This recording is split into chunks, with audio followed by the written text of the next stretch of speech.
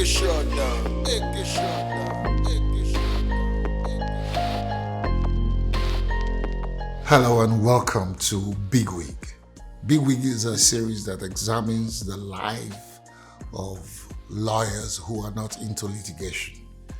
Lawyers that have made a name for themselves in a niche area of the law that they have excelled in. If you are trying to do your best, people notice you. If you practice law properly, the exposure, the breadth of knowledge to be a good lawyer, the people you come into contact with, it gives you massive exposure.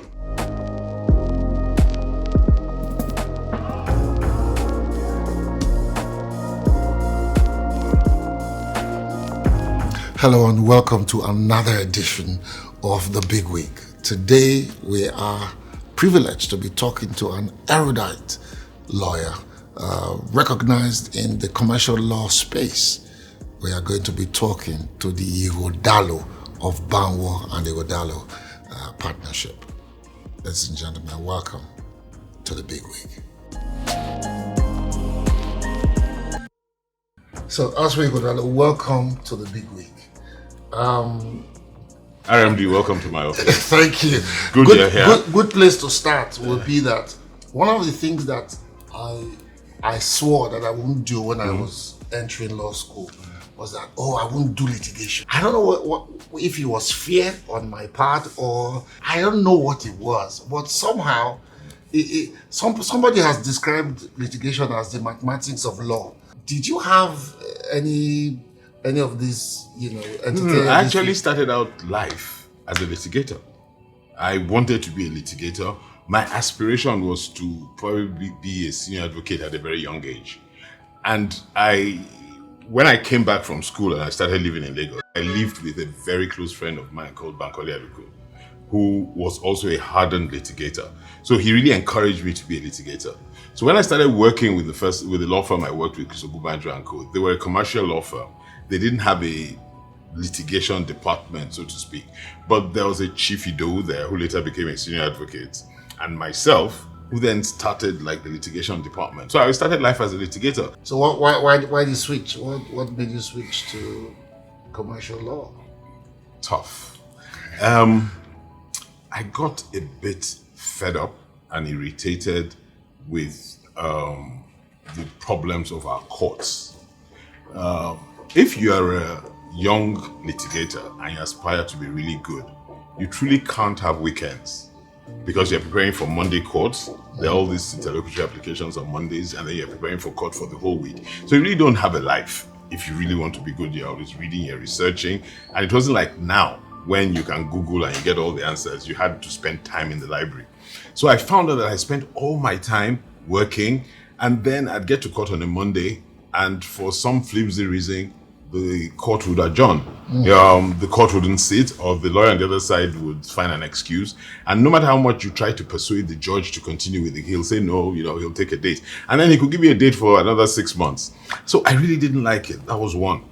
The other thing was that I got discouraged because I also thought there wasn't as much transparency in the court system as I would have liked. And I remember one particular matter I had. It was a maritime matter. And I spent 9 hours on my feet arguing.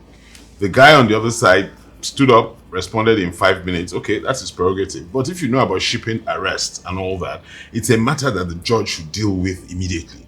The judge adjourned the matter for 4 weeks. And I was pleading with the judge that, my lord, you can't do this. The arrest, there's a sum of money that they pay for demurrage and for putting the ship in our shores and things like that every day.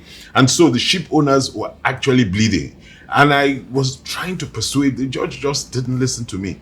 And I couldn't understand. And I had a number of those experiences, and I thought, there's a better way to practice law, So when we did start this firm, I was supposed to be the litigator and Femi the commercial person, my original partner.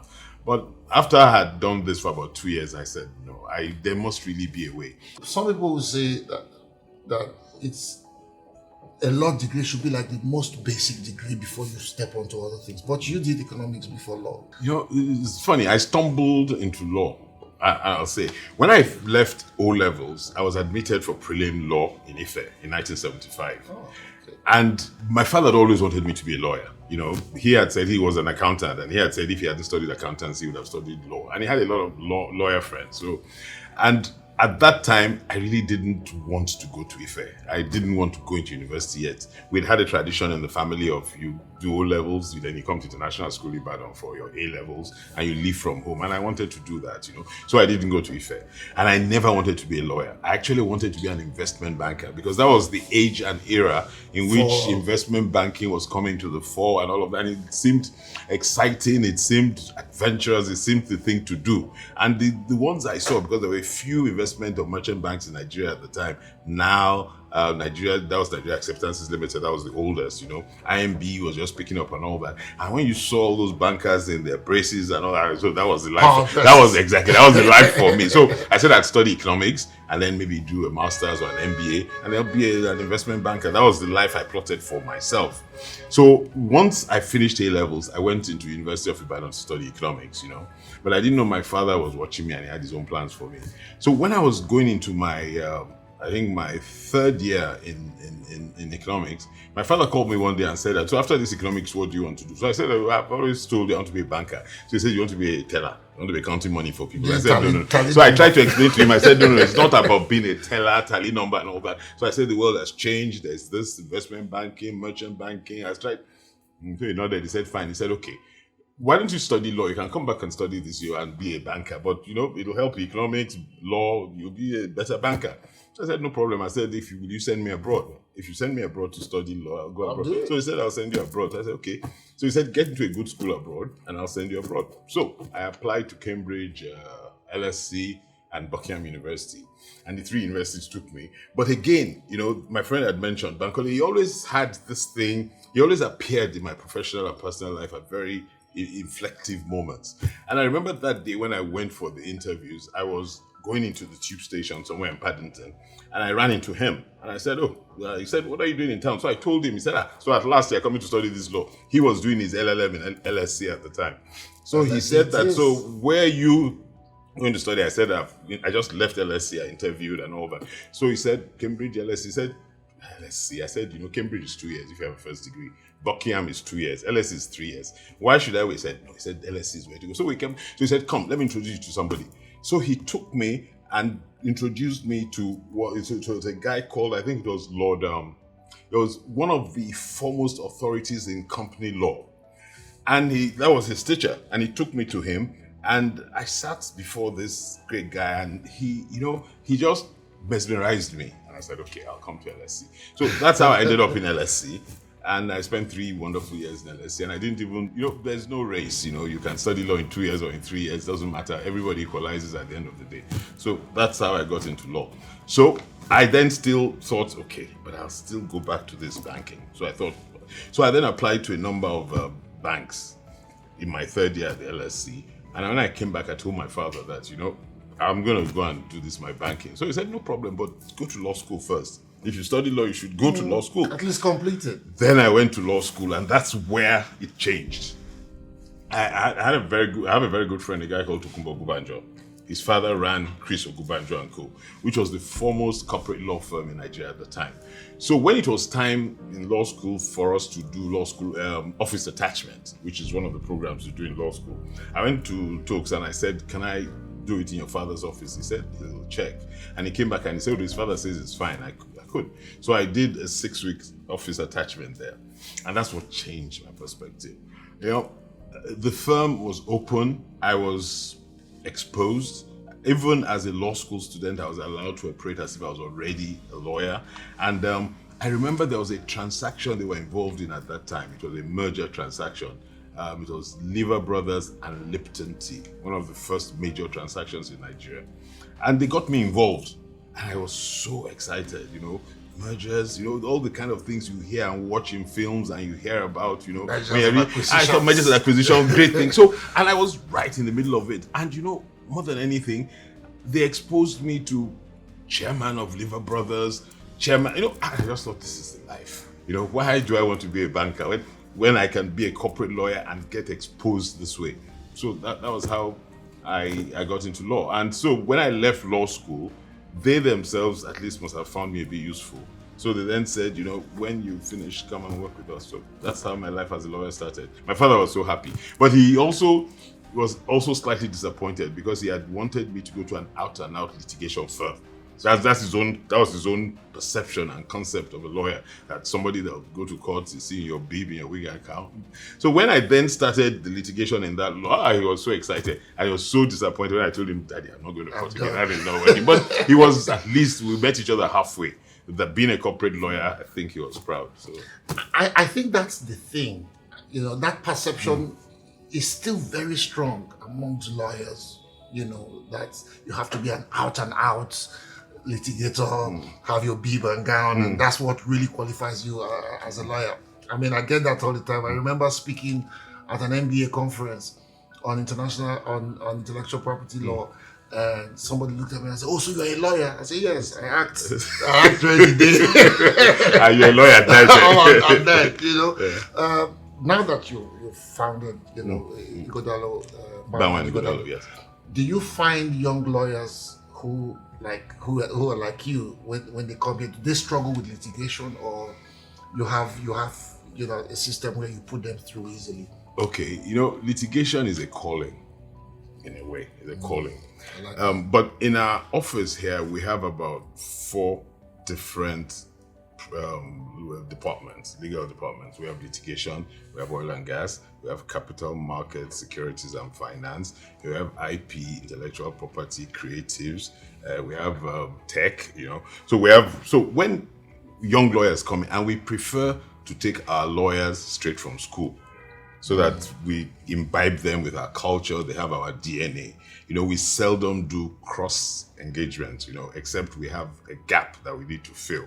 So once they come in, they do what we call rotation. They go through all the practice groups. That's right. All the practice groups. And then in that period, in their first year, we also tell them as they start that, we're going to be a bit demanding. And we have specific cutoffs. Those of you that make the cutoffs will retain you. Those are if you want to be retained. And we then ask them, after they've gone through the practice groups, what they prefer, what they liked. The seniors in those groups too would have assessed them and would have seen the kind of flair. So we have a meeting of the partners. We look at each of them, and then we decide that we think this person has a flair for that area. But we also talk to the person and we say, what do you think? This is what we think. What do you think? Some agree and go straight there. Some don't agree and say this is what they prefer. So we leave it like that. So most of the people that go into litigation coming, they spend a few weeks or a few months in the litigation department. They like it, and so they want to stay there. So for me, you look like you're living your dream. You have your economics, your banking thing, going, and you're the chairman of Sterling Bank now, and you're running Banwo-and-Ighodalo. So how was the putting together of this? Is this what you always dreamed about? I again, I ran into being on the board of a bank by mistake. Just like by mistake. But your friend was not instrumental to this. No. My friend, unfortunately, my friend had died. My friend died in 2002. Unfortunately, very sadly. Yeah. He founded the law firm Banwo-and-Ighodalo, which is another firm he co-founded with Banwo-and-Ighodalo. The practice of law, and I tell my guys here, is, and you'd said it earlier on, the base. If you're a lawyer, it gives you the ability to do nearly any other thing.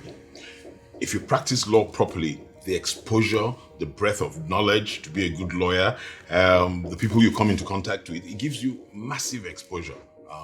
So for me, I'd like to say that I was very fortunate in that the clients I had come across, people had run into, people had worked with, even lawyers on the other side, banks I helped, transactions I did. I guess if you are trying to do your best, people notice you.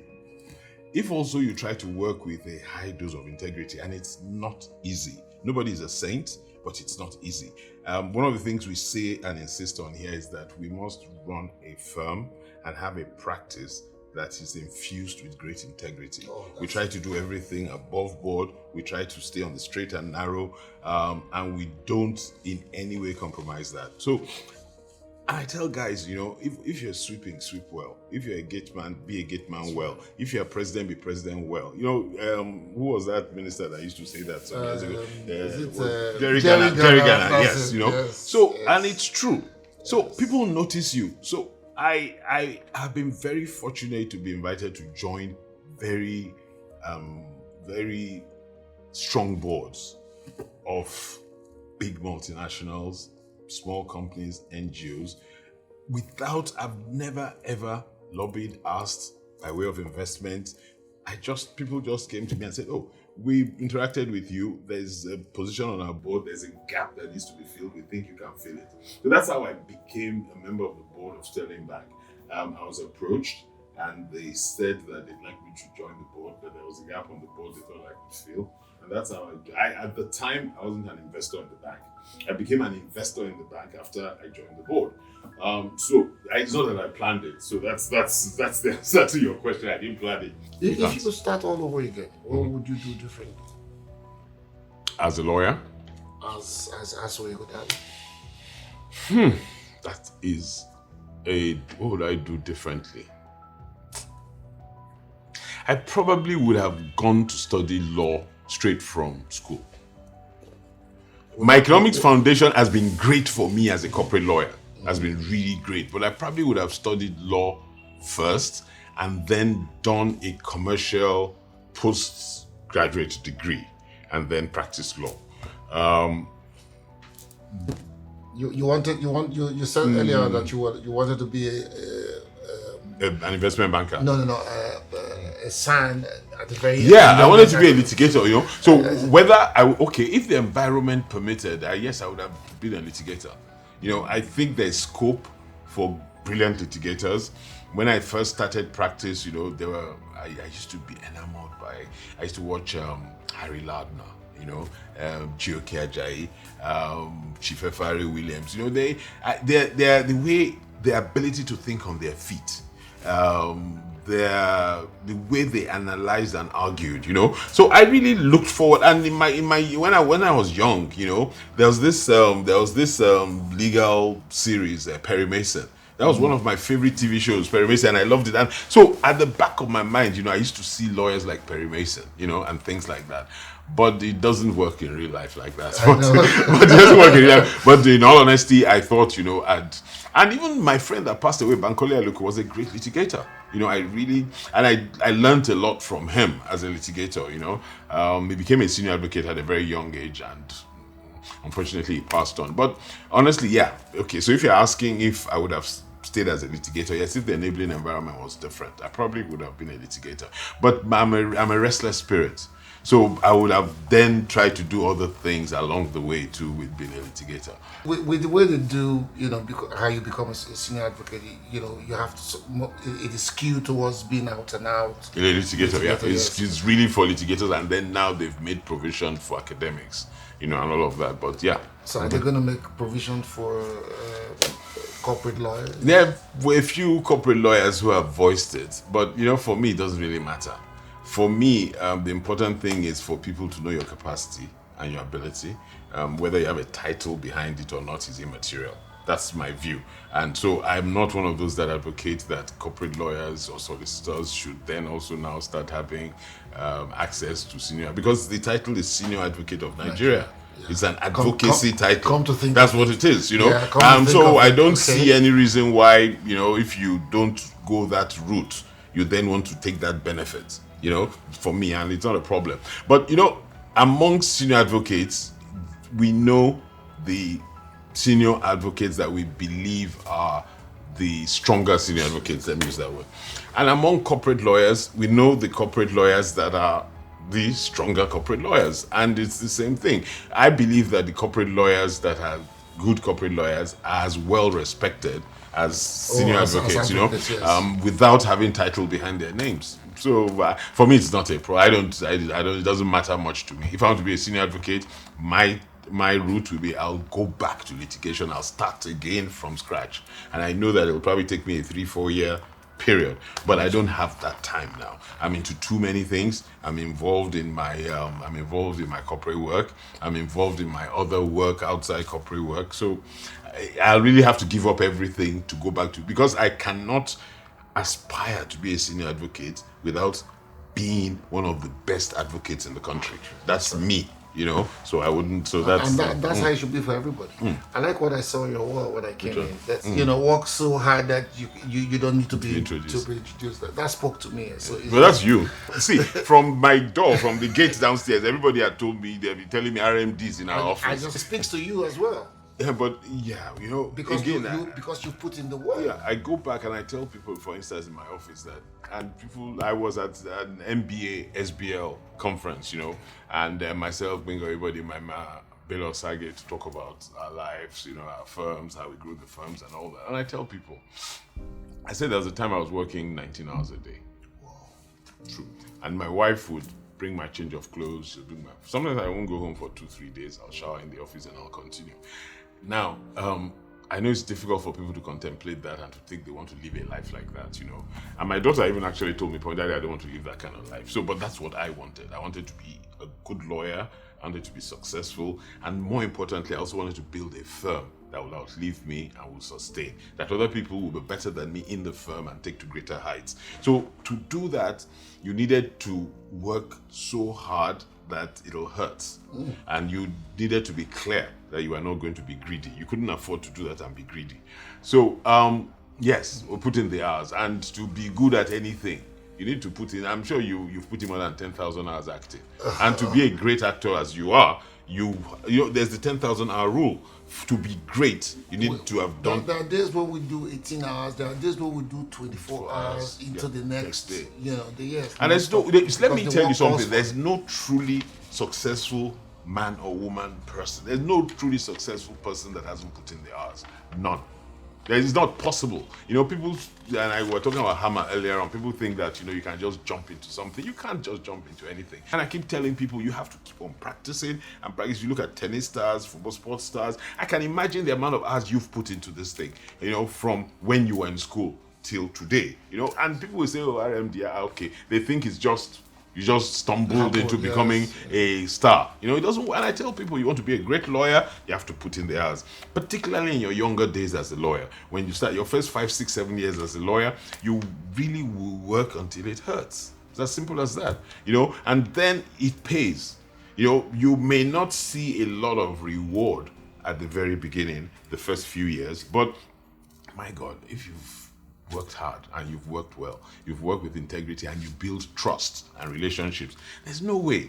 I tell people all the time, I sit in my office and people ask me to come and do things, come and invest, come and sit on our board, come and do the, people ask me. It's your body of work. Yeah, people ask me and look at what you've done over time. And when people want difficult things solved, when people want a trust situation, and you are exposed, to opportunities and things happen for you. And I tell people, okay, I thank God I'm okay, I can make my bills. I'm not fantastically wealthy, but I can meet my bills. And what more do you want? I can do whatever it is I want to do within reason. What more do you want? And I haven't moved one day away from the practice of law. It's in my office that all other good things came. So I thank God. No, I'm happy that we're talking about this, because people will always think that you dropped from the sky, that you became Asue Ighodalo overnight, because a lot of young people, and I say this intentionally, they don't want to embrace the process. I tell people here that there's at the foot of Third Mainland Bridge, when again to my friend Banko, we used to live in Ebutemeta. And at the foot of, I would walk from our flats in Ebutemeta to the foot of Third Mainland to come to work at Chris Ogunbanjo my first few years. Even when I was in law school, I'd jump into the Danfo first. I won't wait for the Danfo conductor to say where it's going. Because if they say where it's going, by the time he finishes, the bus is full. So I'll first enter. So when he says Sangros, I know that's where I'm going. If he says he's going somewhere else, I come down. When I say that story here, people laugh at me and say, "Come, it's not true." I said, it's not one day that I had 5 cars or anything. You have it's to not get true. ahead of the competition. Yeah, I said I bought my first car after I'd been working for over 2 years. It's not that my parents couldn't afford to buy a car for me. They could. But we had a disagreement at the time, and I just thought, now I'm old. I can't just be going home to collect pocket money. So let me just leave this old man and this old woman. They've tried. Because when I was in law school, we had disagreements on how much they were going to give me as pocket money. And I didn't, I just had some kind of, opener in my mind, and I said, but why? Why am I? So whilst I was in law school, I was doing a bit of trading on the side. That's how I took myself through law school. And once I started at Chris Ogunbanjo Co, I killed that trading, and I just faced my life as a lawyer, and I lived on my salary. I see people these days, and they have problems, but I know the inflationary impact is a bit more these days, but yes. and that's how I started. And I just didn't go back home again. And people kept saying, but go and take that car from home. I said, no, I'll go through this process. And I remember a day my mother came to see us, and she looked at me, and she shook her head, and she laughed, said, you're so stubborn. I said, no, I'm not being stubborn. I just think that's the proper way to go. And from that day, I gave money to my parents. Till they both died. They could afford it, but I gave money to them. And that's what I thought, and that's the way I see things. So I would jump in my danfo, and in those days, girls didn't want to be jumping to danfo with you. They wanted you to ride up in your car.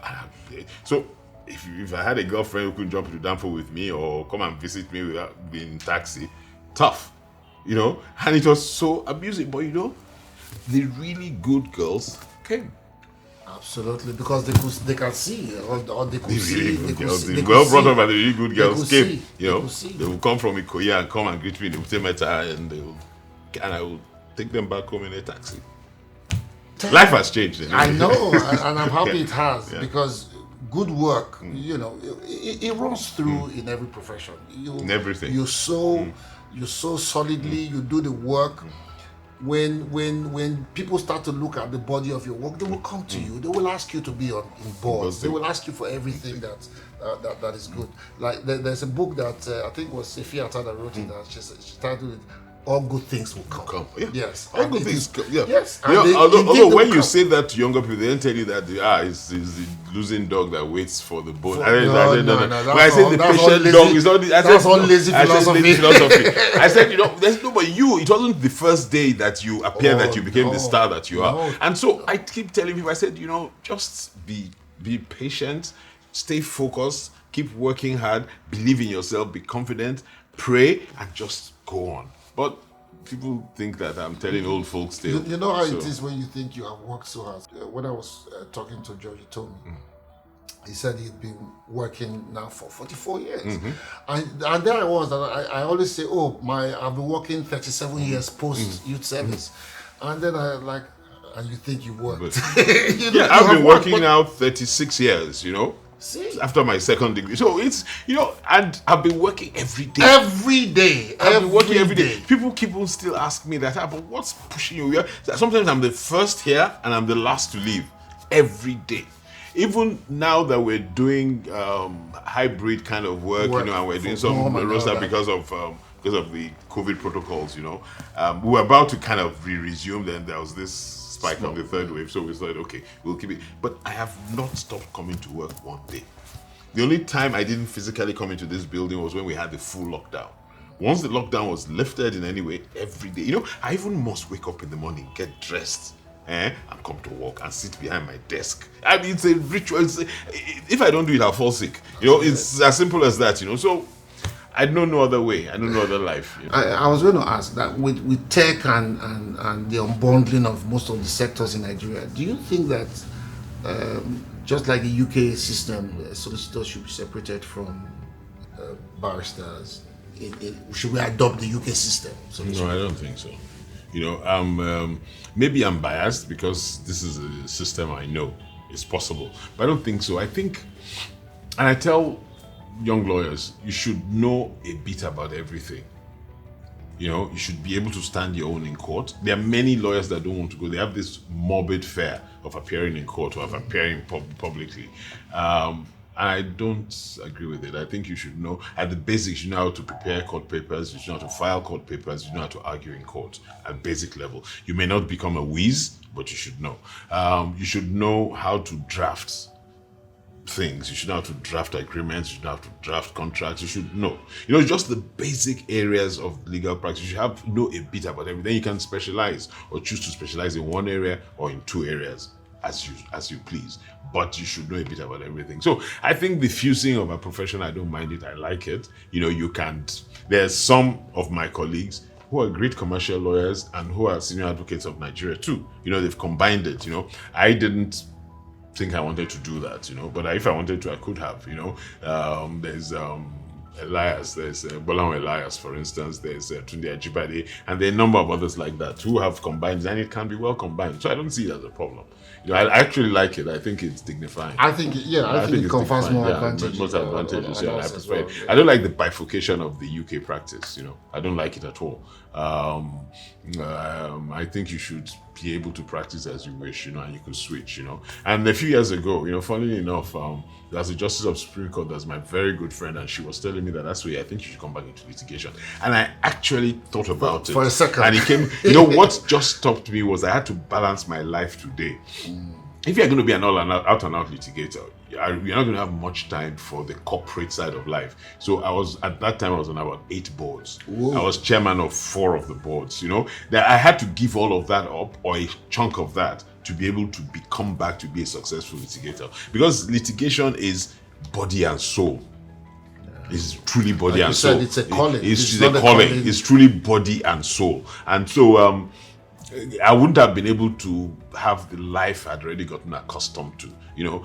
As a corporate lawyer, I can combine those things with my corporate work easier than as a litigator. So that was, but I came because she kept on, and I have an auntie in Ibadan, Mrs. Falake Sholanke, who's the first lady San. Yes.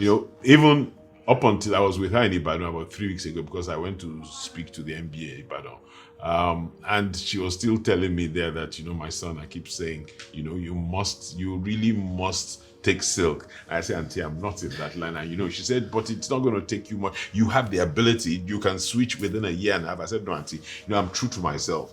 If I'm going to be silk, I must be a damn good silk. And that means that I must spend 3-4 years going through this again. And Auntie, I don't think I want to do that. And a number of my something had to give, but I like the way the profession is in Nigeria. I don't like the UK bifurcation. I don't. Okay. Most times when you set out to set up a partnership like this, some people stay, so you have other people who you bring into the firm from day one. Mm-hmm. Do you have such people still serving with you here? Yeah, we're 15 partners now, and 14 of us partners started our work life here. Oh, wow. At different times, So all of the 14 of us, even Femi and I didn't start our work life here. We worked somewhere else before we started the firm. But all the other 12, they started their work life here. They started straight from NYC, they started working here, and then they rose and they're now partners. I have only one partner, Abimbola Akeredolu, who's our senior advocate. She used to be Attorney General in Ogun State, who came at a parallel level. She came at partner level. That's the only lateral hire that's at partnership level. And we, like I told you earlier, we really don't like lateral hires. We like people that have the DNA of B&I straight from school.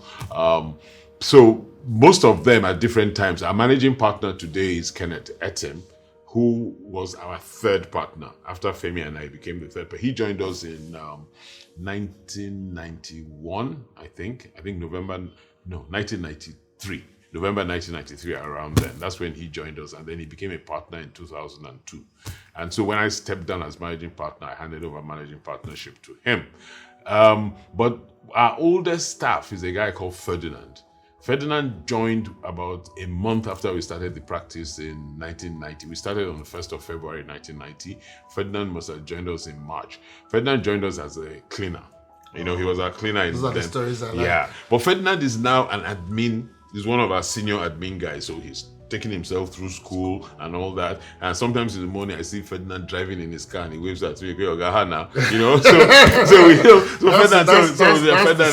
So I call him Papa, you know. He's much younger than I, but I still call him Papa because he has the history of the firm. You know, sometimes even still, when I say, Ferdinand, you remember one file like this? One man, you say, that man, I remember a day, you know, that place where we don't keep file a day there. You know, so he's the repository of so much knowledge. But you know, we've been very lucky. Most of the people that are here have been with us for a long time. Most of my partners, at the very least, have been here 12 years, many 20, many 24 years, you know, straight from school. And then they became partners after about 12 years, some earlier, 10 years, some 12, 13 years. But I'm lucky. And I've also been very lucky again. I can't remember anybody leaving my firm to go and work in another law firm. They've left to go either to corporate or to set up their own firm or to go to Canada or America, wherever they like, you know. And that for me is also telling, to the extent that people feel that when they've worked here, they really, where else do I want to work? You know, and I like that in a way. You know, I also have a strong body of alumni who are general counsel in different companies, and it works for us. They are great ambassadors for us. I get great feedback about them, their work ethic, their intellectual prowess, their ability to solve problems. So I'm glad, I'm very happy. And they also are being there as ambassadors. It's easier for me to get jobs off them. And, so it's also worked very well for us. So I'm very happy about it, and I'm glad that we've been able to achieve the little we've achieved in the corporate space and in the legal space. And I'm happy. So if I come back to your question, what would I do? I don't know. I really think I've had a good, blessed, professional life. And you know, I shouldn't tempt fate, and I should be grateful to God. I'll do it again the same way. Okay. let me put it that way. Yeah, I see that you're an avid golfer. Is that your go-to relaxation? Watching football and playing golf. These days, football football. I used to. Let me start. I used to follow the national team everywhere until the World Cup, the World Cup, where we lost to Italy in 1994. Was it 1994? It was 1994. Was it like, before 1994, I used to follow every match. Wherever Nigeria was playing up to World Cup, I was avid football fan. After that, because, you know, it broke you. It broke me completely, because it was a match we had in our hands, you know, and I could see us getting to the finals of that World Cup with the team we had. And those guys, because of a bit of indiscipline, just a bit of indiscipline, it broke me completely, and I turned my back on the Eagles from that time. So I still watch football. I support Manchester United. In those days, I used to follow Leventis United. Leventis United was my favorite. First of all, stationery stores, then Leventis United. You know, my wife now, when she was my girlfriend, Saturday, she knows, wherever Leventis is playing, we're driving there. When they're playing in Ibadan, in Benin, whatever, we're watching Leventis United there, when Andrew Uwe was their captain, you know. Well, so you saw the diminutive one, Henry was, yeah. You know, so Leventis United, to watch them, Abiola Babes, you know, so I really loved football until that episode, 1994, you know, and, you know, it kind of diminished football, and then I picked up golf in the late 90s, you know, just as I was turning 40, I just thought, you know, well, so I picked up golf, and now it's like... what's your handicap? My handicap is 11. It went down to 9, you know, but, you know, with age, and then with not, because you really must practice. You know, golf is very jealous. For me, golf is life. You know, if you play golf with somebody for 4 hours, you know everything about that person. You know whether you can do business with them, whether you can trust them, because it's a self-regulating game. You know, if you're going to cheat, fine. If you're going to be honorable, fine, you know. But I love the game. I've made so many good friends from playing golf. I've met so many people, you know, and it's my thinking, and I was telling my wife not too long ago that, you know, my thinking, I have this book about the 100 best golf courses in the world. What's your favorite golf course? I was just going to ask that. My favorite golf course. That's tough. I've played Pinehurst. I've played Spyglass in America. I've played, you know, many great golf courses each have different characters. They have different characteristics. But I think and I've played at St. Andrews. I've played at Glen Eagles. It's hard. I've been to Glen Eagles. Glen Eagles. You know. Yes. I love the only thing I loved about Glen Eagles was when I saw where all the great golfers kept their drinks. Yeah, great, yeah. You know, I haven't played at Augusta because it's difficult to play at Augusta except you're a member plays there, and they're very, very snobbish at Augusta. But I've been to Augusta at the last Masters. The one Tiger won. I think that was 2019. He's come back. Yeah, he's come back. You know, I followed Tiger for 4 days. You know, I was there. You know, I followed him for 4 days. On the prowl. And it was just before my 60th birthday. So I remember shouting at Tiger, I'll invite you for my 60th birthday. And he said, where? I said, Nigeria. I said, nah. And then I'll invite you. You know, and I remember he was playing the 14th hole when we had that conversation. You know, so I enjoy golf. It's a great game. You know, I enjoy it. And I was wondering, and you know, people say Tiger is snobbish and all that. I didn't see him because in those 4 days, or at least 2 or 3 of those days, I conversed with him whilst he was walking on the fairway, and I watched all those other great golfers. And I like going to watch golf. And people say golf is boring when you watch it, but my downtime too, when I get home, if I don't fall asleep quickly, I put on the golf channel. I watch golf. I'm hoping I can be better at golf, you know, but the older you get, the harder it is. Ironically, I was Commissioner for Culture and Tourism for 7 years in Assam. All the opportunities in the world to play golf, but somehow I just haven't been able to get myself to play golf. You think that is lazy, but it's not true. I know now that it's not. But it's a great thinking game. You know, people. So my daughter, I got her to start playing golf when she was young, and then she stopped. She said, "Daddy, it's boring." Whatever. I said, "No. You know, you come back to this and you thank me. You know, but it's a great thinking game." That's why I want to thank you so much. Is Asue thanking RMD? No, I have to. No, it's Asue thanking RMD and the producer Bezel for his foresight, because I think it's a great thing. You know, the younger lawyers should have the opportunity to know and see and have role models of some sort so that they can aspire. You know, there's too much hammer, and we need to take this out of their system. There's nothing like hammer, you know. And I'm worried also for the environment, because I don't know whether you notice this, the young girls are focused, hardworking, multitasking. Young boys are waiting to hammer. And we're going to get to a point where those girls won't find men to marry. It's already happening, actually. Yeah. So, and it's a problem. And I think we now have to work at the home value thing. The mothers and fathers need to get their boys thinking differently. Some women will argue that the mothers trained the girls and forgot to train the boys. Yes, that we haven't trained the boys enough. But I'm hoping that, because in all of this, that's why I walk into, I think it was last year or so, my daughter, because she's, like I told you, she's in tech. She had taken me, she wanted me to go speak to the guys at Flutterwave. Yeah.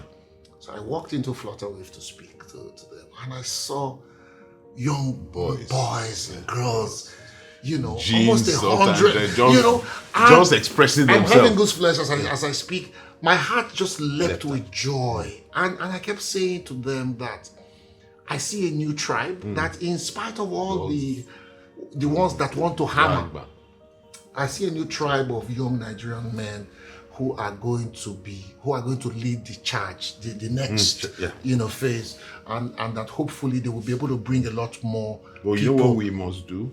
We must not allow the system to discourage them. Yes. And the system is beginning to discourage them. And they're beginning to say, we have alternatives. We don't have to be here. And, you know, all the sudden wanting to overregulate, wanting to make life difficult for them, we need to find a way to express to powers that be that we've got to let these children be. In fact, you know, it's a good thing that you know about that, because I can't tell you enough the frustrations that some of these young boys are facing because of the fact that suddenly some of these old people wake up and say, oh, these young boys are bigger than banks. These young boys are doing this. But they will be. And we need to encourage it. And we need to be proud and happy for them. For what they are doing. And you know what they're doing? They're even giving us a different branding. You know, the world knows us with Hush Puppy. Let the world know us with Flutterwave. Yes. Let the world know with Paystart. Yeah, let the world know. I am so, you know, I went out of my way to know those Flutterwave boys. I went out of my way. I didn't know them before. I said, do you know? They said, yeah, I know. I said, okay. I said, I want to introduce me to them. Yes. And then I took my family for dinner with. Because I want to encourage. I said, but uncle, I said, I am the one looking to you guys. They said, oh, we've heard about you before. I said, we must encourage. So that is how it is. When I see young people doing things, my daughter's friends, I'm always encouraging them. I tell them that, you must be the best at what it is. We must encourage these young children because they're the future of this country. They're the ones that are going to turn this country around for us. They're the ones that are going to change the image of this country. And so when I see powers that be thinking they want to clamp down on the expressive capacity of these kids, I go crazy. And we must do something about it. We can't let it go on. We must allow this children to express them. See, all of a sudden, in 5 years, these guys have built a $1 billion company. My goodness. It's incredible. How many people have built $1 billion companies in 5 years and they've done it fully legit? What they have here, what they have between their ears, there's nothing. And that's the way the world is going. And that's why I'm very happy for the guys I have working with me at Sterling Bank, the management of Sterling. They are wired that way. I had to kind of bring my own wiring to them because I was thinking like traditional banking. They are wired for the future. As we know it, in 10 years, it's all gone. They're wired for the future. And people should be wired for the future. And we should allow those kids to express themselves. They are our future. We should allow them to express themselves. And I'm begging the Nigerian authorities to try and understand these kids, to allow them to express themselves. Because it's usually very exciting when you get into conversation with a bigwig. But if we don't pull the strings, then we won't stop. So on that note, we'd like to bring this to a close. We have been talking to the Ighodalo of Banwo-and-Ighodalo. It's been exciting. It's been everything and more that we hope for. And until the next time we bring you another bigwig, keep it locked on this series, The Bigwig. And thank you again. Thank you very much. I took a different path, a different road. Incredible. After I studied the craft and learned the code, and my experience hasn't been told. So here I stand before you, my life's work exposed. Yeah, call me a bigwig, I'm with the bigwigs, yeah, we doing big things, yeah. We are the bigwigs, See, when it gets to conflict, justice has to be blind. But before that conflict, justice can help you guide. That's what I do.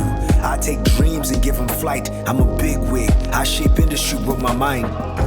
And I do things differently from the rest. But see the swag, see the impact, the legacy, see the checks. The system doesn't recognize or give me respect. But I'm a bigwig. I just do it better than do it best, yeah.